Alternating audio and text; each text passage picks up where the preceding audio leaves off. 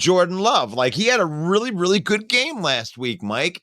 But is this something that we're going to be able to continue to expect from Jordan Love going forward, or is this just an anomaly right here? And I'd like to hear. That's the real question, isn't it? I mean, we're really going to see what he's made of after he bounces back after his best game as a pro. By the way, hands down, his best game as a pro. 3 touchdowns, no interceptions, yada, yada, yada. Passer rating 125.8. His best game as a professional quarterback. The game seems to be slowing down for him. It will be interesting to see how he responds. Will he come back with another good performance, or will he, come back flat? Well, he happens to get the defending Super Bowl champions to figure that out, the Kansas City Chiefs. The Green Bay offense ranked 19th in the league. So Jordan Love's going to need to have a really good game to have a chance against the Chiefs. And honestly, I believe that what we saw last week was not an anomaly. It was not a fluke. Jordan Love is going to be the real deal. He is going to be a quality NFL starting quarterback that the Green Bay Packers can win with. And I think we just saw the tip of that last week. The kid looked sharp to me. He looked so smooth in that 5-step drop, reading the field, going to his checkdowns. He did everything right, took care of the football. And just when the Detroit Lions were starting to get adjusted in the second half, they go into man coverage, turn their back on him. He busts off a 34-yard run down the sideline because he's very athletic. It's something we don't see a lot because he's developing as a pocket passer, not a running quarterback like Justin Fields. And he's going to be good.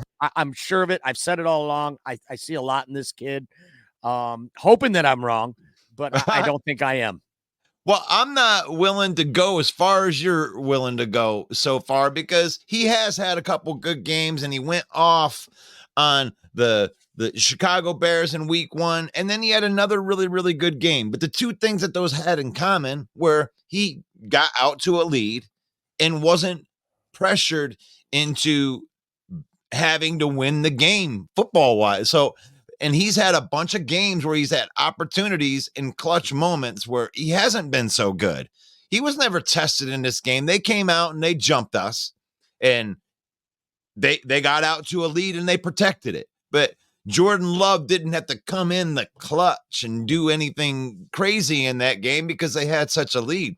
What will Jordan Love be? And that'll bring us into the next question right here. What will Jordan Love be when the defense makes adjustments and gets him into a close game? That's a great question.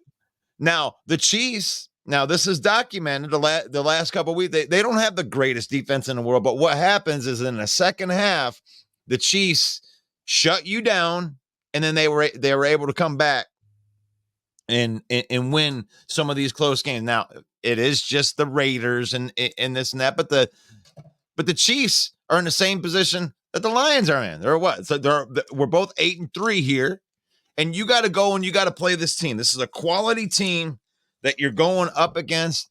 And can Jordan Love handle the second half adjustments along with dealing with Patrick Mahomes too? What do you think about that, Mike? Yeah, this is a great question. Steve Spagnuolo, defensive coordinator for the Kansas City Chiefs, is a wizard. He has been in this league a long time. He's seen it all. In the second half of games this season, the Kansas City Chiefs have allowed 3.5 points per half in the second half. Only 3.5 points per game in the second half for the Kansas City Chiefs. And that tells you, and like you alluded to, the Las Vegas game last week, Las Vegas jumped out to a 14-0 lead. When it was all over, it was 31-17 Kansas City. So it shows you right there that Spags is a total wizard when it comes to making halftime adjustments. And Green Bay, with the 19th ranked offense, they're going to have to be able to respond to whatever Kansas City adjusts in the defense. And they're going to need to mix it up if they want to be competitive in this game. Green Bay's defense ranks 18th in the league. And Kansas City's offense ranked 8th in the league. So the story of this game is what it looks like is Green Bay's outmatched. They do have the home field advantage, and they're coming off a huge win against the Lions, and their quarterback is playing good. I think this game could actually be competitive at the end. Kansas City, a 6-point favorite on the road against Green Bay. So, what can the Packers do about those adjustments? Well, they can give them different looks, right? They can change up the offense. Whatever they're doing in the first half, mix it up. Counter those adjustments that Kansas City's going to make at halftime. Try to anticipate. Coaching football games is a chess match, and you've got to think 3 moves ahead. And if Green Bay wants to win this game, that's exactly what they're going to have to do. They're going to have to show them something. They're going to have to surprise them like they did the Lions. That's what a team who's outmatched on personnel on the roster has to do. They have to do something unexpected, like take the ball at the opening coin toss, throw a bomb on first down, sucker punch the opponent, get them on their heels, get them reeling. We've already seen this year that, Kansas City lost 3 games, and they were all like that. The opponent came out, swatted them in the mouth, and they weren't able to recover. Whether that's because Kadarius Toney can't catch a cold, whatever the reason, that seems to be the formula to beat this team. Make adjustments at halftime that counters Kansas City's adjustments, and you've got to get off to a fast starter. They're just going to bury you. Yeah, I believe that too. Where what team is going to show up? It isn't just Jordan Love.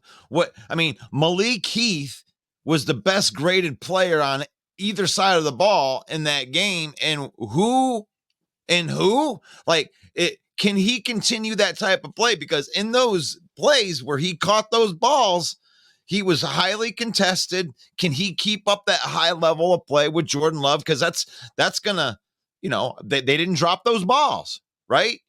That's been a big thing for the Green Bay Packers is, these receivers keep on dropping his balls. Okay, well, can they keep on catching those balls, right? Can they make the second half adjustments right here? I think that the front 7 of the Green Bay Packers played excellent up against a very good Detroit Lions offensive line. They were able to get pressure on Jared Goff, and that's going to be the key to the game right there. I mean, you can make all the adjustments that you want, but if that adjustment isn't stop Rashad Gary, then Mahomes is going to have a long day. I think that they can win this game with where they're strong. As long as you don't let Mahomes abuse your young secondary, I think that you'll be fine. You might even have Jair Alexander back in this one. So, second half adjustments, I think forget about that. Just don't get blown out in the first half. And I think that you can be in this game, Green Bay Packer fan. Mm-hmm.